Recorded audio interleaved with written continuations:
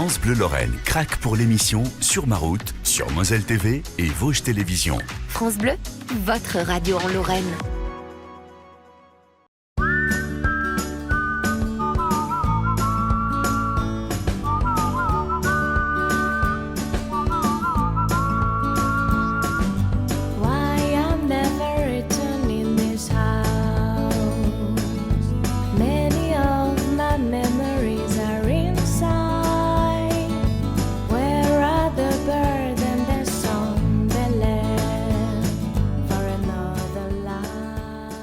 Bonjour à toutes et à tous, bienvenue dans ce nouveau numéro de Sur ma route. Cette semaine, je vous emmène à Épinal, enfin plus exactement à Golbey, et puis ensuite à Chantraine. Mes invités, c'est un duo cette semaine, Sabine Le Sur et Claire Arthur. Sabine Le Sur, elle est journaliste, elle a écrit plusieurs livres, notamment des livres sur l'histoire industrielle, mais aussi l'histoire artistique des Vosges, notamment sur les Boussacs. Vosges, une terre de papier, et puis... elle est journaliste, et Claire Arthur, qui est aussi son compagnon, est un bel artiste peintre, mais il ne fait pas que ça, vous verrez. Il a une carrière beaucoup plus étoffée que ça. Il a écrit beaucoup pour les enfants, une vingtaine de livres. Il a écrit pour le théâtre. Il a été aussi un illustrateur de presse dans de très beaux magazines. Une belle rencontre très artistique, très colorée, vous verrez. Je pars tout de suite les rejoindre. Ils m'attendent au Pont-Canal à Golbey pour une installation en direct d'une œuvre de Claire Arthur. À tout de suite.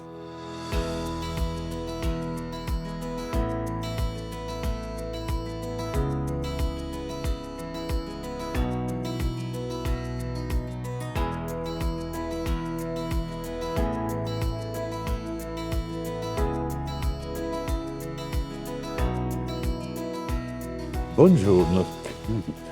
Bonjour Vianney. Comment ça va? Je suis mouillé parce que j'ai admiré au loin Claire dans ses œuvres, qui était en train de bosser dur. On est sous, mais là à l'instant tu étais sur le côté du Pont-Canal. Voilà, sur une des de Golbey, c'est ça? Oui, de Golbey, le Pont-Canal de Golbey. D'accord. Et là tu collais une œuvre, mais que tu as réalisée dans ton atelier. C'est ça. C'est comme ça que tu pratiques en général, quand tu viens en extérieur? Oui, je suis un peintre d'atelier qui colle dans la rue. Qui colle dans la rue. Tu fais jamais directement de peinture Rarement, dans la rue? ça arrive, mais rarement. Mais c'est quoi la démarche d'aller dans la rue, d'aller en extérieur? Parce qu'on va en parler, mais là on est à... La démarche, elle est toute Épinal, simple, c'est d'aller vers les autres. Oui, c'est ça. Donc c'est une façon d'amener, l'art, pas sans prétention, l'art dans la rue, quoi. Et chaque fois que je colle... Surtout en ville, il y a toujours quelqu'un qui vient me voir, qui me dit « qu'est-ce que vous faites? C'est chouette, c'est bien ». Enfin voilà, c'est rarement négatif. Ouais. C'est quel genre de remarque les gens demandent? C'est ça, ils commentent. Oui, ils commentent, ils se posent des questions. Qu'est-ce que ça veut dire? Qu'est-ce que ça représente? Alors parfois, je fais un peu d'explication de texte. Ouais. Parce que c'est souvent une peinture un peu onirique, qui a un petit peu besoin d'explication. Ouais. Mais les gens adhèrent déjà par les couleurs et puis après par le message. Ouais. C'est quand même un trait...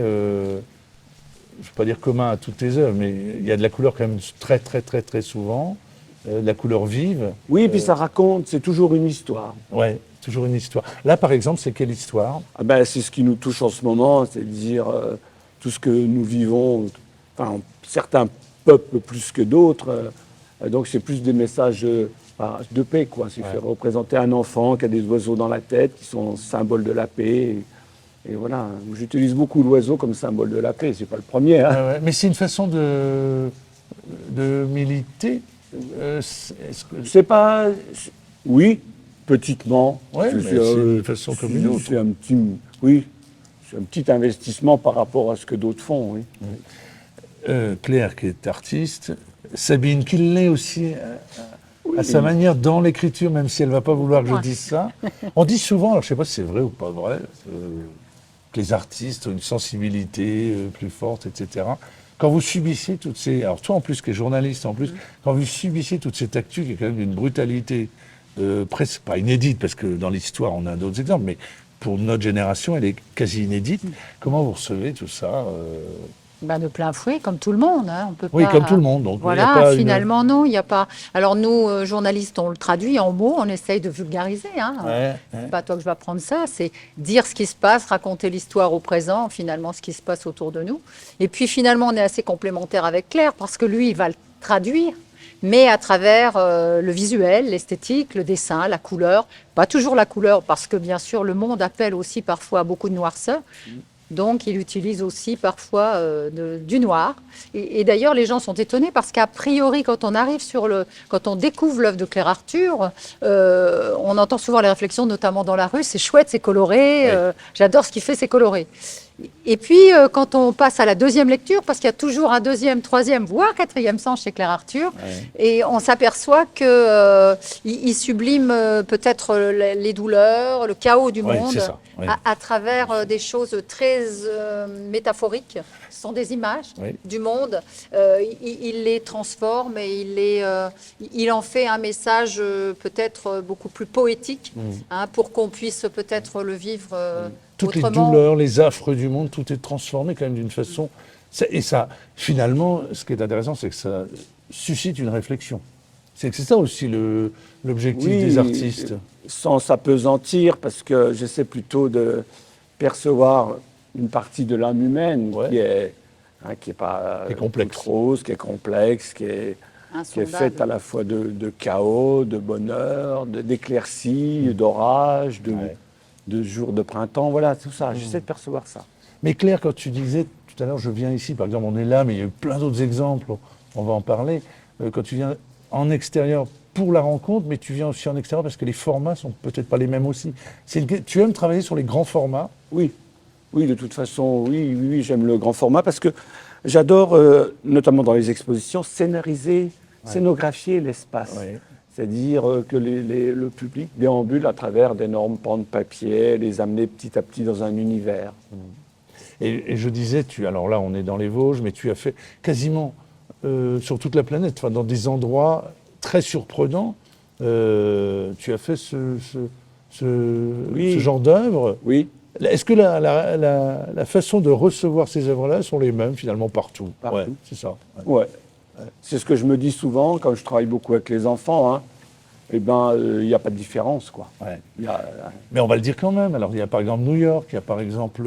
Il y a Ramallah, je ne me suis pas trompé. Oui, bien sûr. Il y a le Liban, la Palestine. Oui, bien sûr. Tous ces pays dont on parle beaucoup en ce moment. Et c'est curieux parce que...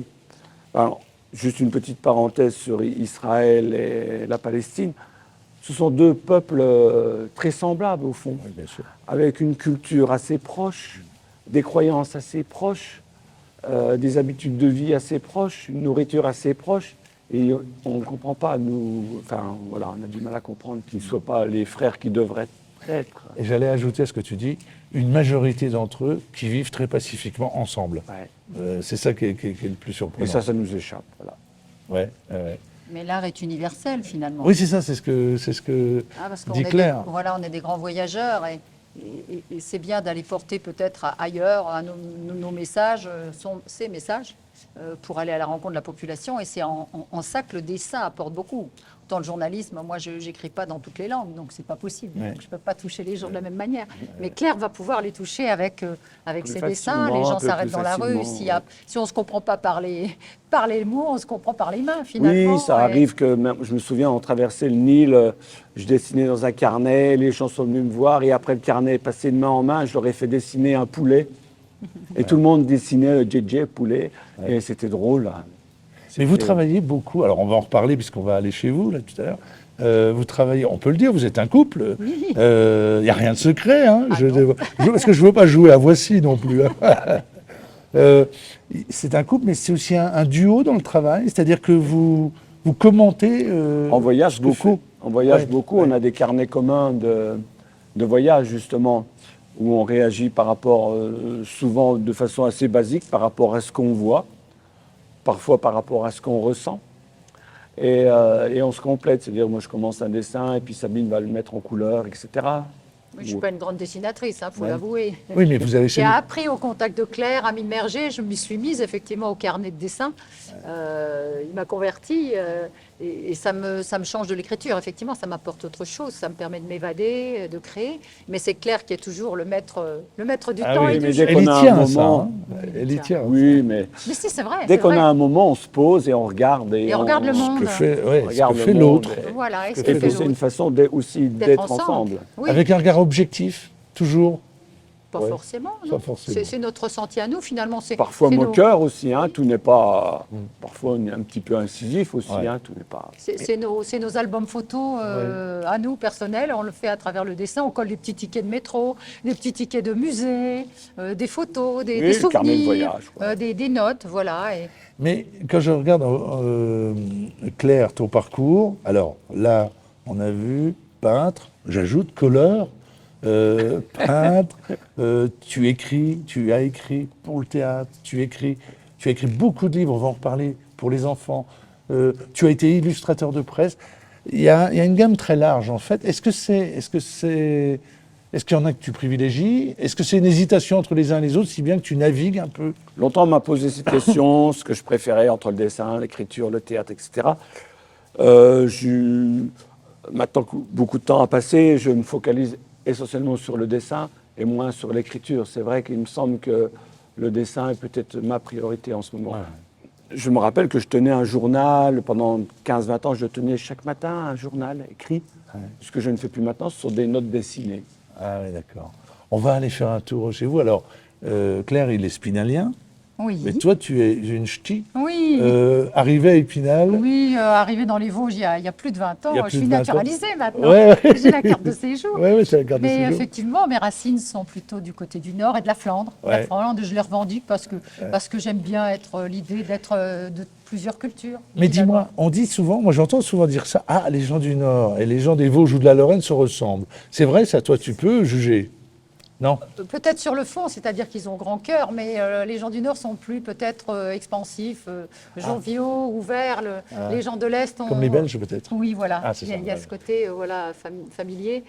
On a facilement accès à la rencontre avec les gens du Nord, ce qui est plus difficile dans les Vosges, où les gens sont assez méfiants, mais après quand ils donnent leur amitié, je pense que c'est ad vitam aeternam, et c'est pour l'éternité, c'est ça qui est bien. Et puis il reste la grande question presque existentielle, c'est lequel des deux peuples boit le plus de bière? Ça, on ne sait pas trop. On ne sait pas trop. Effectivement, moi, j'ai pas ça, je préfère le vin. Bon, et je ne mange pas de frites, mais bon, voilà, je mange autre chose, du pot de Chauvelet, genre des choses... la potée lorraine. Voilà, comment ça s'appelle le fromage, là le maroilles. Ah, le maroilles. Ils ont en commun d'avoir le maroilles et le master. Et le master Jérôme. Voilà. Bon, on va poursuivre cette conversation chez vous, à l'abri et au chaud. Oui. On fait comme ça. On y va. Allez.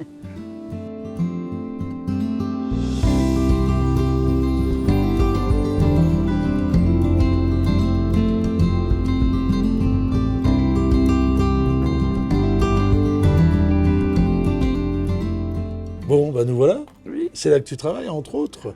Oui, c'est là qu'on travaille ensemble, en fait, en face à face.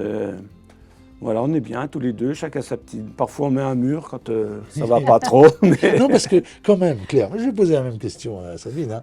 C'est super bien de travailler ensemble, etc., de se confronter. Mais il me semble, moi qui ne suis pas artiste, il me semble quand même que les artistes aiment bien être solitaires. Oui, c'est un travail solitaire, c'est clair. En tout cas, pour la peinture, moi je travaille surtout dans mon atelier à Nancy. Ouais. Ici, je fais des petits formats, on fait des carnets ensemble, mais effectivement, c'est un travail solitaire. Ouais. Ça me vient à l'esprit comme ça, ôte-moi d'un doute. Enfin non, confirme-moi une rumeur. Tu as travaillé dans la banque avant de faire tous ces métiers d'artiste. Il y a très longtemps. Cette histoire de cravate est il y a 40 ans. Oui, j'ai jeté ma cravate dans la Moselle et je suis parti, j'ai quitté la banque, oui. C'est-à-dire que tu en avais marre, tu as dit je m'en vais ailleurs. Je me suis vu coincé jusqu'au restant de mes jours, j'avais 26-27 ans. Et j'ai vu ma vie défiler comme ça, avec mes petites pellicules sur mon costume et tout. Je me suis dit, non. Parce que quand t'es gamin, quand t'es à l'école, t'es ici à l'école à Épinal, tu penses à quoi? Tu rêves de quoi? T'as envie de faire quoi? Je ne sais pas, c'est assez mystérieux. C'était un monde caché en moi, quoi, qui est venu à passer 20 ans. J'étais toujours passionné par la photo. Dès l'âge de 14 ans, 15 ans, je faisais beaucoup de photos. Mais je ne savais pas du tout ni que je pouvais dessiner, ni que je pouvais écrire. Donc- C'est-à-dire que c'est inné, t'es arrivé comme ça ou t'as fait une formation, non? Non, pas du tout. Ah ouais, C'est c'est- l'achat, c'est la conjoncture de plusieurs choses. La création d'une revue pour la nature, où je cherchais un dessinateur et je ne le trouvais pas. Troglo, c'est ça? Le troglodyte. Faut le citer, ouais, Ouais, c'est ça. Et puis l'achat d'une boîte de pastels, ça a été vraiment le déclencheur où j'ai commencé à faire n'importe quoi, à tracer. Dès le départ, ça a été une lutte contre la mort pour la vie, en tout cas. Et puis tu as travaillé aussi pour France 3, tu as été producteur, tu as été dessinateur de presse aussi Ouais. pour des beaux supports médias. Je pense à Ouais. l'événement du jeudi, à Libération, à Ouais. Express. Ouais. Oui, oui. Mais effectivement, comme je ne savais pas dessiner, mais j'en ai fait un style, quoi. Donc de mes maladresses, ce qui est ici encore mon cas en ce moment, hein, de mes maladresses, eh ben, j'en fais une espèce je donne sens à Je demandais l'enfance de Claire. Et toi, alors, toi, tu es une ch'ti. Oui. C'est comment? Toi, c'est pareil, c'est le métier de journaliste dans le sang. Oui. Alors, bon, l'enfance dans le Nord, voilà, une belle période de ma vie. Et puis après, mon père muté dans le Grand Est, à Fauconnier-la-Mer, pas très loin d'ici. Ah oui, Fauconnier-la-Mer. Oui, avec, dans l'usine Seb. Alors, voilà, quand on a 15 ans, c'est un drame parce qu'on quitte ses copains et puis on se retrouve perdu là-bas en Haute-Saône. Donc, je suis allée au lycée à Luxeuil. Puis après, voilà, ça a démarré. Et je suis partie étudier à l'université de Nancy. Et puis là, j'ai fait des études de sociologie. Et là, j'ai eu le déclic vers 17-18 ans. L'écriture, j'ai toujours aimé ça. Et j'ai eu envie de faire ce métier de journaliste, voilà, qui me titillait. C'est pas évident quand on vient pas de ce milieu-là. Mais j'ai tout fait pour. C'est-à-dire, j'ai fait une licence de sociologie, des stages à droite à gauche. J'ai rencontré des gens de France 3, des gens de l'agence France Presse qui m'ont pris en stage, qui ont confirmé ce goût. Et puis après, c'était parti. J'ai fait l'Institut français de presse à Assas à Paris, parce que j'ai raté les écoles de journalisme. Donc, si on peut pas prendre la grande voie, on prend les petits sentiers détournés. Et puis après, ça a été très vite parce que finalement, comme j'étais passionnée, j'ai rencontré sur mon chemin à l'université de Nancy, que tu connais, j'avais ce prof Roland Erstein qui était super. Donc ça a été une porte d'entrée pour faire par hasard. Je l'ai croisé dans un couloir quand je postulais pour un stage. Il m'a dit, oui, je la connais, celle-là, faut la prendre. Elle a l'air motivée. Et puis après, voilà. Et puis ton goût de l'écriture, il s'est traduit aussi à travers... Alors, les livres, bien sûr, on va en parler, mais aussi à travers une collaboration avec, je pense, au Festival Géographie, dans le jury du prix Amerigo Vespucci. Oui. Il y a aussi ce frottement permanent avec des écrivains voilà, que tu aimes. En fait, j'ai été une touche à tout. Je suis très vite rentrée dans la presse régionale, d'abord à l'Est républicain, et puis après, ils n'embauchaient pas à l'époque. Je me suis retrouvée à la Liberté de l'Est, qui est devenue Vosges Matin, et j'y suis toujours. Ça fait 30 ans, et avec toujours la même passion et la même fougue. Mais j'ai croisé sur ma route comme le Elle a dit si placé bien. sur ma route. Voilà. C'est un test c'est beau, on fait quand dans même, l'émission, il faut Ouais, le placer. C'est pas mal, Bravo. Et donc, sur ma route, j'ai croisé quelqu'un que tu connais aussi très bien, qui s'appelle Olivier Huguenot, et qui est venu me chercher pour animer des débats. Pour rentrer au jury, c'était Sarah Polacci qui est venue me chercher. Alors, je salue la sororité, parce que finalement, une femme qui vient chercher une autre femme pour participer à ces jurys. Et au fil de ma modeste carrière, j'aime pas ce mot, mais c'est comme ça, j'ai affiné mon goût pour la culture. Et là, ça a été vraiment un vrai déclic pour les lettres, me réaliser vraiment en rencontrant les interlocuteurs des arts. J'ai toujours aimé la peinture, j'ai toujours aimé les artistes, ça a été vraiment la peinture et le théâtre. Et donc, du coup, j'ai pu, ces dernières années, plutôt me spécialiser, entre guillemets, et puis participer à des choses comme ça, où j'anime aussi des débats. Les débats au Festival Géographie, etc. Oui, Et on sent d'ailleurs, on voit, même si tu es une journaliste généraliste, c'est-à-dire tu touches à tous les domaines, il y a quand même une appétence particulière pour la culture, les arts. Ah oui, ça a toujours lecture, été. J'ai eu du mal à l'assumer, c'est-à-dire que j'ai été touchée à tout, les faits divers, la justice, et au fil des années, je me suis vraiment révélée là-dedans. Et là où je vois que mon modeste parcours était orienté dès le départ, c'est que j'ai fait un master de sociologie de la culture, déjà à Nanterre. De la culture. Ouais. Et déjà, j'avais envie de m'orienter, mais c'est pas facile parce que dans la presse régionale, il faut être généraliste. Et je revendique aussi de toucher à tout, parce que finalement, rencontrer des interlocuteurs culturels, c'est bien, mais rencontrer tout le monde, c'est encore mieux. Moi, j'aime les gens. Voilà. Puis être généraliste, c'est génial aussi, parce qu'on voilà. touche à tout. Je voudrais qu'on dise un mot avant d'évoquer ce livre de Claire avec Jean-Louis Antoine, sur ce livre, Vosges, une terre de papier, Sabine Le Sur. Mais c'est aussi avec Claire et Christophe Vaugelet, j'ai bien prononcé. Bien. Juste un petit mot, parce que quand on parle de l'industrie dans les Vosges ou en Lorraine, on cite tout de suite le textile, les mines, la sidérurgie, la métallurgie. On oublie le papier, alors que c'est une immense terre de papier, Énorme. les Vosges. Hein. Avec beaucoup de papeterie. Alors là où on voit que les petites graines sont semées depuis l'enfance et tout se rejoint, c'est que moi j'avais une mère qui a travaillé dans la couture, qui était couturière, donc d'où l'aventure Boussac précédente, c'était le premier livre, et le deuxième livre, Terre de papier, grand-père mineur, voilà. Et tous ces éléments-là, je les ai retrouvés dans les Vosges finalement. La mine en Moselle, enfin pas dans les Vosges mais en Lorraine, le textile dans les Vosges, et puis après il y a eu le papier qui réunit un petit peu tous ces goûts-là pour l'histoire, les racines et puis en même temps l'art. Et les papiers d'art et voilà et l'envie de mettre en avant l'imagerie d'Épinal parce qu'on est à Épinal, les papeteries Clairefontaine sur lesquelles qui produisent les cahiers sur lesquels on a écrit quand on était gamin et puis le papier journal, il y a eu les Châtels, il y a eu des grandes Docel, les papeteries Lana. Et puis plus récemment, Norske Skog à Golbey, c'est le papier journal. Donc finalement, tout ça a un lien, quoi. Et Jean-Paul Sartre qui écrivait sur des cahiers des papeteries d'Anould. Donc c'est vraiment, il y a une grande référence. Et puis un mot quand même, parce que, alors ça c'est une autre histoire industrielle, mais c'est une saga fantastique. Les Boussac. Ça, on parle du textile, c'est beaucoup plus connu, mais les Boussac.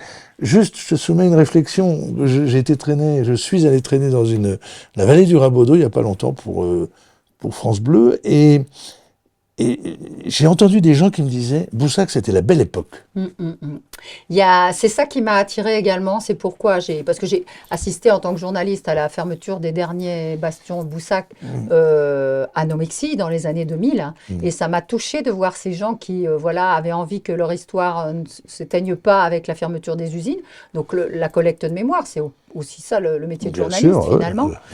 Et puis cette manière qu'ils avaient d'aborder le paternalisme industriel. C'est-à-dire la mémoire a ceci de précieux qu'elle a le don pour annihiler peut-être les mauvais côtés de la vie, finalement. On garde que les bons souvenirs.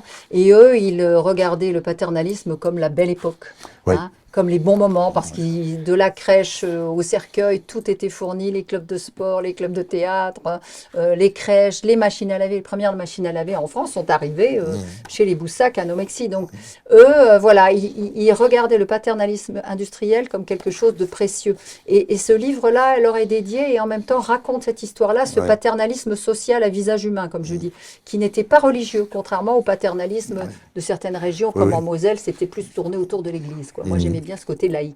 Et c'est aussi une façon de regretter, de s'opposer à une époque, la nôtre, où les entreprises aujourd'hui, c'est souvent quand même des nébuleuses, ils n'ont plus d'interlocuteurs, c'est compliqué. Ils sont broyés par le système, aujourd'hui, les risques psychosociaux. Là, il y avait une forme de considération par rapport à l'ouvrier, et puis c'était pas que pour les asservir, c'était aussi pour leur fournir une qualité de vie, entre guillemets, qui était un plus. Et du coup, il y a de quoi regretter une époque comme ça. Effectivement, aujourd'hui, on trouve moins facilement du boulot, et puis rebondir après ça, ça a été compliqué. Ça a été très compliqué. Il y a eu on s'attardera pas là-dessus, mais l'effondrement du textile dans les Vosges et ailleurs, c'était très compliqué. Alors Claire, tiens, Sabine parlait de textile, de papier. T'as déjà peint, alors sur le papier évidemment, puisqu'on vient de le constater. Le textile, le tissu, c'est quelque chose qui est, bien sûr, c'est une matière intéressante. Oui, longtemps. J'ai peint sur des coupons de récupération. Après, encore maintenant, je vais assez fréquemment à l'usine Tantoret. À Éloi. Belle usine. Et là, quand je rentre dans l'usine, parce que ma grand-mère travaillait au tissage à Lagos, à Golbey, et donc quand je rentre dans l'usine, il y a une espèce d'odeur qui est dans mes gènes, en quelque sorte, que je trouve délicieuse. Et là, quand je vois ces immenses pans de tissu, bien sûr, après je mets des œillets, etc., je peins dessus, mais longtemps, oui, je continue à peindre sur du grand format. Sur du grand format, oui, tu aimes. Le dernier livre, c'est celui de Jean-Louis Antoine. On dit celui de Jean-Louis Antoine ou celui de Jean-Louis Antoine et Claire Arthur? Non, Jean-Louis Antoine, non. Sur Claire Arthur, on est d'accord. De Jean-Louis, qui un jour m'a appelé en me disant j'aimerais bien faire un livre sur ton travail, et ça a été une surprise totale. C'est vrai? De quel point de vue? Je ne pensais pas qu'un jour quelqu'un fera un livre sur mon travail. Ah ouais? Oui. Il est vraiment modeste, il est trop modeste ce gars, c'est pas possible. Non. Non, ce que tu fais, vraiment, moi je le dis, j'aime beaucoup. Puis alors, c'est la plume de Jean-Louis Antoine, donc il y a des formules magnifiques. Un maître. Oui, j'ai hélas pas pour les tout lu, mais journalistes. c'est magnifique. Oui. Oui, il m'a formé, alors je peux d'autant plus mais en tu as parler raison avec d'en parler comme affection. ça. C'est vraiment Jean-Louis un Antoine, maître. c'est formidable. Puis on le conseille d'ailleurs, je vais être un petit peu curieux parce qu'en entrant ici, j'ai vu quelque chose que tu étais en train de faire avec Richard Rognier. Est-ce que je peux me permettre d'être indiscret, de te demander ce que c'est? Oui, c'est le deuxième livre d'artiste. Ouais. C'est même un livre pauvre, c'est-à-dire que j'illustre un poème de Richard. Je fais 4 exemplaires sur un papier là, qui en l'occurrence qui est de récupération. Ça s'appelle un livre pauvre parce que il est limité à 4 exemplaires. Ce sont 4 exemplaires originaux.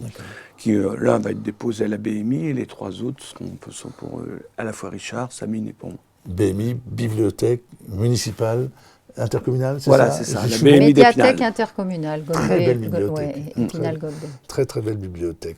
Voilà, je crois qu'on n'a pas fait le tour évidemment, mais on avait encore plein de choses à dire. Mais en tout cas, je suis content et tu parlais à l'instant de Richard Rognier. Richard Rognier, il faut que je l'invite d'urgence dans cette émission. Il y a beaucoup de téléspectateurs qui me l'ont signalé, qui m'ont dit mais comment se fait-il que Richard Rognier ne soit pas encore venu dans cette émission? Le plus grand poète Oui, on peut le dire. actuel Ah ouais, dans vraiment un notre très, secteur. très grand Voilà, poète. et un grand homme de cœur Ouais. aussi, qui avec nos mots, avec ses mots, sait nous toucher. Il parle beaucoup de nature, et voilà. Et c'est vrai qu'il inspire beaucoup Oui. Claire, Oui, qui a une oui, belle oui. relation amicale, comme moi j'ai Mm. une relation également avec lui par rapport à ses livres. Voilà, ce sont des personnages qui nous inspirent, qui sont nos points d'ancrage, voilà, autour de nous au quotidien, nos références, et qui nous permettent, voilà, autant en voyage, c'est les rencontres, voilà, sur le terrain, hein, on dessine tous les deux, mais là, quand il y a des choses plus concrètes qui émergent, eh bien, il y a un travail plus profond qui se fait avec les auteurs, avec les dessinateurs. Claire va travailler prochainement avec le sculpteur et graveur Jean-Pierre L'Écuyer, qui expose aussi d'ailleurs en quelqu'un ce moment à la qu'il faut BMI. Ça aussi, c'est une belle rencontre, hein, bien, parce que Claire fait aussi de la gravure. Enfin, on a acheté des petites lettres comme ça dans les imprimeries. On y fait aussi de... Et on a noté que les petites lettres étaient disposées de telle façon à nous souhaiter la Voilà, bienvenue. oui. Merci beaucoup. Et on va laisser la conclusion à Sabine. Elle vient de dire des choses magnifiques, notamment sur toi. Et elle a raison de dire que tu es trop modeste. Jean-Louis Antoine, Claire Arthur, Puzzle d'un ange, fantastique chez Gérard Louis.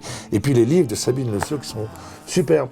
Merci tous les deux. Merci. Merci Vianney. Accueil.